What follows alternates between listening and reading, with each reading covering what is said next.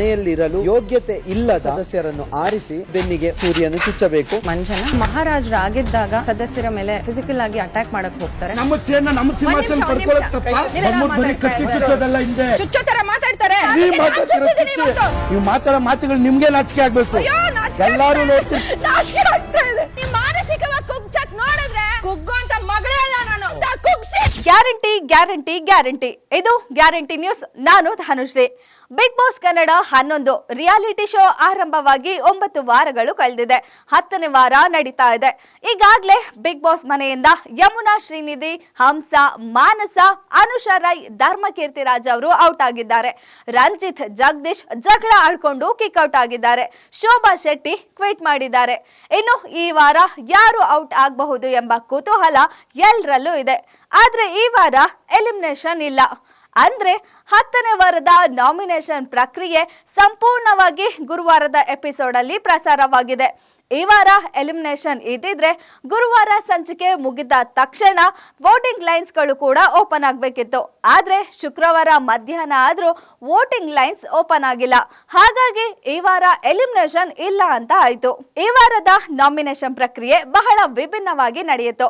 ಬೆನ್ನಿಗೆ ಚೂರಿ ಚುಚ್ಚುವ ಮೂಲಕ ನಾಮಿನೇಟ್ ಮಾಡಬೇಕಿತ್ತು. ನಾಮಿನೇಷನ್ ಬಳಿಕ ವಾದ ಪ್ರತಿವಾದಕ್ಕೂ ಕೂಡ ಅವಕಾಶ ನೀಡಲಾಗಿತ್ತು. ಕೊನೆಗೆ ಉಗ್ರ ಮಂಜು, ಗೌತಮಿ ಜಾಧವ್, ಮೋಕ್ಷಿತಾ ಪೈ, ಚೈತ್ರಾ ಕುಂದಾಪುರ, ಭವ್ಯ ಗೌಡ, ಗೋಲ್ಡ್ ಸುರೇಶ್, ಐಶ್ವರ್ಯ ಸಿಂಧೋಗಿ, ರಜತ್ ಕಿಶನ್ ನಾಮಿನೇಟ್ ಆಗಿದ್ದಾರೆ. ಈ ವಾರ ಒಟ್ಟು 8 ಮಂದಿಗೆ ನಾಮಿನೇಷನ್ ಟೆನ್ಷನ್ ಕೊಟ್ಟಿದ್ದಾರೆ ಬಿಗ್ ಬಾಸ್. ಹಾಗಿದ್ರೆ ಈ ವೀಕೆಂಡ್ ನಲ್ಲಿ ಬಿಗ್ ಬಾಸ್ ಬಹುದೊಡ್ಡ ಟ್ವಿಸ್ಟ್ ಏನಾದ್ರೂ ಕೊಡ್ತಾರಾ? ಕಳೆದ ಕೆಲವು ಸೀಸನ್ಗಳಿಂದ ಸೀಕ್ರೆಟ್ ರೂಮ್ ಬಂದ್ ಆಗಿಯೇ ಇದೆ. ಈ ಬಾರಿ ಸೀಕ್ರೆಟ್ ರೂಮ್ ತೆರೆಯುವ ಪ್ಲಾನ್ ಏನಾದ್ರೂ ಬಿಗ್ ಬಾಸ್ಗೆ ಇದೆಯಾ? ಮೊದಲೇ ತ್ರಿವಿಕ್ರಮ್ ಬಗ್ಗೆ ಮೋಕ್ಷಿತಾ ಪೈಗೆ ಗೊಂದಲ, ಅನುಮಾನಗಳೇ ಇದೆ. ಒಬ್ಬರ ಬೆನ್ ಹಿಂದೆ ತ್ರಿವಿಕ್ರಮ್ ನಿಜವಾಗಿಯೂ ಮಾತಾಡ್ತಾರಾ, ತ್ರಿವಿಕ್ರಮ್ ಸುಳ್ಳು ಹೇಳ್ತಾರಾ ಎಂಬ ಕ್ಲಾರಿಟಿ ಮೋಕ್ಷಿತಾಗೆ ಸಿಗ್ಬೇಕಾಗಿದೆ. ಅದಕ್ಕೆ ಬೆಸ್ಟ್ ಆಪ್ಷನ್ ಅಂದ್ರೆ ಸೀಕ್ರೆಟ್ ರೂಮ್ ಅಂತಾನೆ ಹೇಳ್ಬೋದು. ಇನ್ನು ಮಂಜು, ಗೌತಮಿ ಜಾಧವ್ ಹಾಗೂ ಮೋಕ್ಷಿತಾ ಮಧ್ಯೆ ಭಿನ್ನಾಭಿಪ್ರಾಯ, ಮನಸ್ತಾಪಗಳು ಕೂಡ ಇದೆ.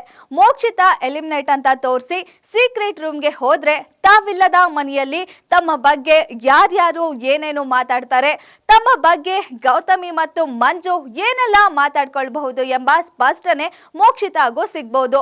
ಒಳ್ಳೆಯ ಪರಿವರ್ತನೆ ಆದ್ರೆ ಮೂವರ ನಡುವಿನ ಮನಸ್ತಾಪಕ್ಕೂ ಫುಲ್ ಸ್ಟಾಪ್ ಬೀಳ್ಬಹುದು. ಇಲ್ಲ ಅಂದ್ರೆ ಇನ್ನು ಬೆಂಕಿ ಹತ್ತಿ ಹುರಿಬಹುದು. ಈಗಾಗಲೇ 2 ವಾರ ನೋ ಎಲಿಮಿನೇಷನ್ ವೀಕ್ ಆಗಿತ್ತು. ಒಂದು ಬಾರಿ ರಂಜಿತ್, ತ್ರಿವಿಕ್ರಮ್ ಅವರನ್ನ ಫೇಕ್ ಆಗಿ ಬಾಟಮ್ 2 ನಲ್ಲೂ ಇರಿಸಲಾಗಿತ್ತು. ಮತ್ತೊಮ್ಮೆ ಭವ್ಯ ಗೌಡ ಅವರ ಫೇಕ್ ಎಲಿಮಿನೇಷನ್ ನಡೆದಿತ್ತು. ಮತ್ತೆ ಈಗ ಬಿಗ್ ಬಾಸ್ ಫೇಕ್ ಎಲಿಮಿನೇಷನ್ ಮಾಡ್ತಾರಾ ಅಥವಾ ಬೇರೊಂದು ಟ್ವಿಸ್ಟ್ ಏನಾದ್ರೂ ತರ್ತಾರಾ? ಕಾದು ನೋಡ್ಬೇಕು.